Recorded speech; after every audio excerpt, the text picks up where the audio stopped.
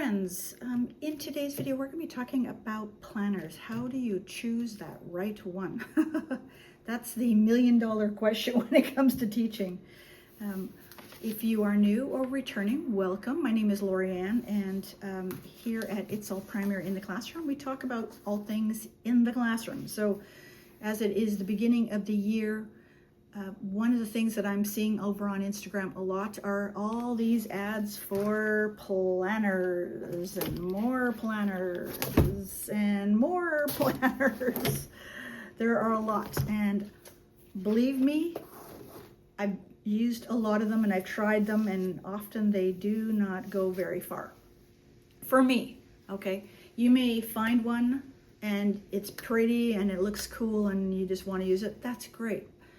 But here's the thing, the wrong planner could waste a lot of your precious time planning if it's not the right one. And so what we're going to talk about is just things to consider when looking for a planner. The biggest thing I tell new teachers that come into my class, or student teachers that come into my class, is you need to know what is expected of you from your admin. Okay, so in the public school where I'm at, there's things that they want, right? And they usually want them by the end of the first month back to school. We're not back till September. They'll probably be due September 30th, if that's a weekday. When I worked in private schools, they often asked for a year plan, like something like I showed you last week, like this. And they wanted some sample unit plans, and that was all they wanted. So again, it varies from district to district. Ask, find out what they want. These are not things that you can usually do in your lovely little planners, okay? Most of these planners are set up to be your personal day-to-day stuff. I'm showing you, this one is over 10 years old actually. This is, 2016 to 17, so 10 years ago. This one has a place for class lists. It has a monthly calendar in it. It has subjects, days. So this works actually more for if you teach by subject as opposed to time blocks, right? They'll have to-do lists in the back. This one had to-do lists. I actually used this until about November, I think. Usually that's the once report cards start happening, I realize how ineffective these are for me. The biggest thing that I got out of learning to use the right planners was just developing my own.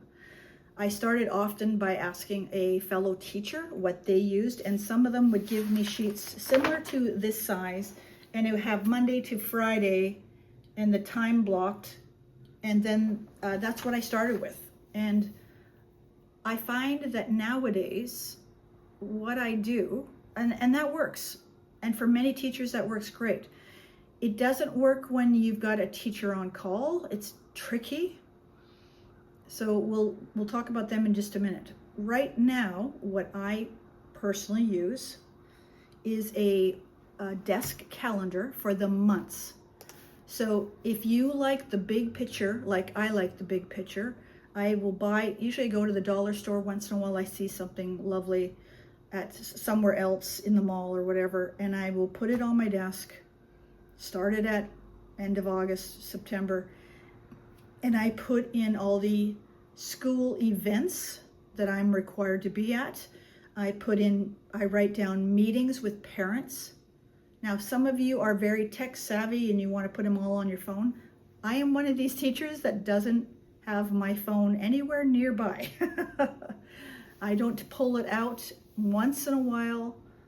I mean, I've got a grade group that we have an app, we use WhatsApp, but they know that I don't even look at it until like 3:30 after hours. But I like everything in front of me so that when I sit down at my desk, if I got a meeting after school, it's right there for me, right? I don't have to open up anything.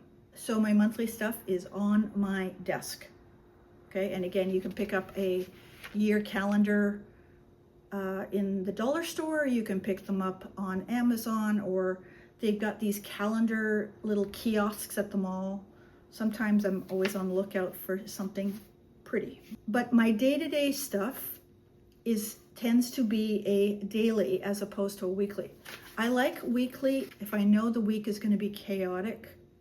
What I end up doing is I like seeing the whole week to make sure that I get everything done.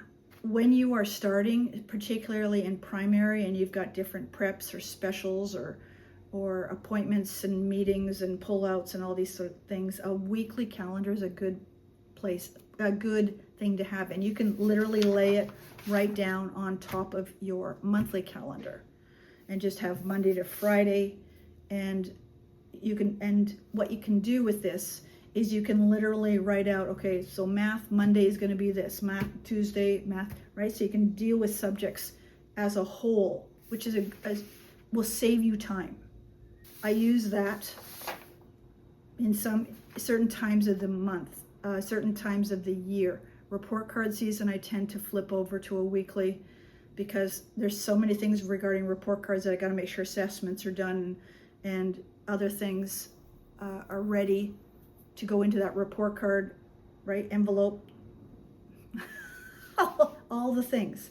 Sometimes I like to work off of a term. So I put all my stuff in a term. It depends, again, whether you're a big picture person or whether you just are like to see the details day by day.